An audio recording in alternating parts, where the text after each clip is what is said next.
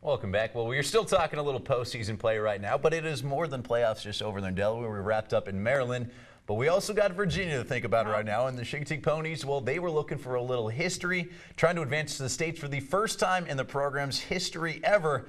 But they had one team that was standing in their way, and well, this one ended up being a good battle. It was a bad start, though, for the home team early on. Scoreless in the top of the fifth before this happened. Charles Henage hits that one to second for an RBI fielder's choice, scoring Jonathan Douglas. But the Ponies would fight their way back in the sixth. Dylan Mason rips this one to left. That's good for an RBI single to score Trevor Reed, and it would tie things up. So we head to extras. There in the ninth, the Raiders go back out in front. Romeo Jackson, that is a solid baseball name right there, sends it deep to center as Braden Clark tags up and scores as the throw is up the line. They'd add another in the inning to take a two-run lead into the bottom of the frame. Ponies down to their final strike, and check this out. Trey Fisher, a defensive swing, and he gets just enough of it to leave it about 10 feet short of the fence, and it hops over for a ground rule double, except there was three blind mice out there. They were the umps, and they decided to rule that a home run, and it tied this thing up, so we kept playing to the 11th. And my man right there gets beamed. He is the most vicious bat throw I've ever seen. Next guy gets hit.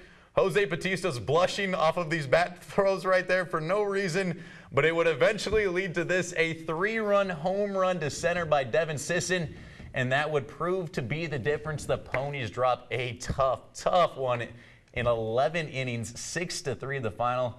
And I tell you what, there was a very strange thing that happened after the game. Now, I've covered a lot of games. I mean, I've been doing this for 5-6 years now. And as I was leaving, I just happened to be walking next to one of their seniors, Dylan Mason. This kid comes up to me, and the first thing he says, and we've all been there, we've all played sports, or if you haven't, it's tough when you lose your last one right there. I'm expecting this kid to be pretty beat up, and he was a little upset. But the first thing he says is, thank you for coming out and covering our games. It really means a lot for you coming out here and everything. The next thing he says is, there's going to be a lot of talent coming back to this team. There's a lot of guys that are going to still be good, and it would mean a lot to them if you came back and had a chance to cover them next year.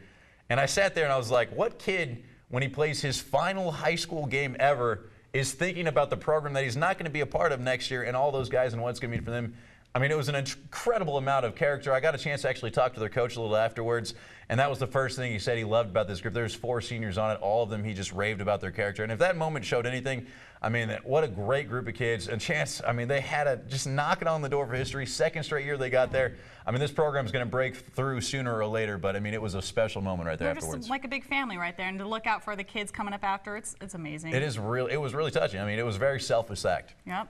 Well, the SU men's lacrosse team headed up to Philly to take on defending national champion Tufts University. The Seagulls were looking for their first national title since 2012 and their 11th overall. And SU getting right in front of a sea of gold, but the Jumbos started off hot in this one. Check the no-look from behind. Jonathan Upgreen, the Jumbos are up 2-0 right here, but SU came back in a major way. Brendan Bromwell able to get past the defender for the goal right here. Cambridge and grad. With the clock running down in the first quarter, senior captain Thomas Cerelio bangs one in. SU up 4-3 after one. And then in the second, the goals would go on a huge run. Nate Garbarino gets the feed and finishes it off right here. Then 5 seconds until halftime. Garbarino to Nathan Blondino with the laser shot. Goals head to the locker room with the 9-4 lead and all the momentum on their side. And now the second half, the goals, they're still going to be on fire as Garbarino finds Carson Kalama. He's going to find the back of the net, and it's 12-4 midway through. And the Jumbos got into this game and went on a huge run of their own, 7 straight goals. And SU's goalie Colin Raymond with the save, but Zach Richmond behind the back goal again. Goodness. SU leads by 1 with 10 seconds left. And now Jumbos with the final chance. They move it right here. They get a great shot, and what a save by Raymond. That save ends the game. SU wins it 14-13. They capture their 11th national title. We took the scare, and it took us 4 years to get one, but going out like this is a pretty sweet way to go out. So that senior class, their effort and their determination over the course of this whole year, and what they've done and how much they've improved because of how hard they've worked, has really allowed them to be in this position. Well, I think it's safe to say that everyone is just so excited for these guys on the team, especially the seniors. And if you remember, they lost that heartbreaker in the CAC tournament against York College. People were wondering if they could even bounce back and get this win. The fact that they were able to come back from it like it never even happened, win the national championship, it's just incredible. Yeah, I had a lot of parents after that game tell me this might be a good thing. Because one, they knew when they got to practice the next day, they are getting it. Everyone was going to give them the business. There was no doubt that they were going to get a little cardio work in, we'll put it like that. And the other thing was it was going to wake him up a little bit. I mean, it is hard going undefeated throughout the entire season without having some sort of wake-up call. I mean, you prefer maybe it was in the regular season, you get that conference title. Either way, the big title that matters is the one that they got. And it's time for Berkman to get a new license plate because he updates it every single time he wins a national championship. And more power to you. If you're winning 11, why not? I mean, you got to have some kind of hobby. Well, it's time for another quick commercial break, but coming up on the other side, we're going to talk a little Stanley Cup playoffs. The Penguins got very lucky so far against my Sharks, and we're going to explain why things are going to turn around, how the Penguins are going to tank this series.